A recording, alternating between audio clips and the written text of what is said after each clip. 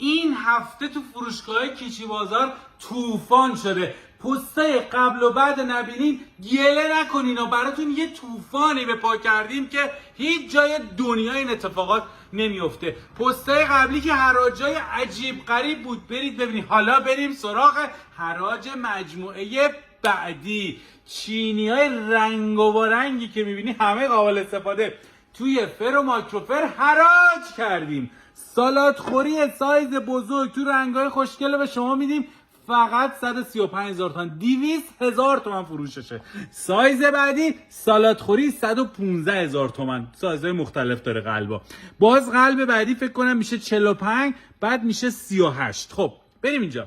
تابه ها حراج 135، به خدا 240-50,000 تومان میفروشن. کیچی بازار ترکونده، رکورد 350 آیتم رو رد کردیم، میریم تا هفته 1000 آیتم. 135,000 تومان، 99,000 تومان، 26,000 تومان، 55,000 تومان، 37,000 تومان. کپشن رو بخون. چهارشنبه تا جمعه میخوام تو فروشگاه کیچی بازار بترکونیم.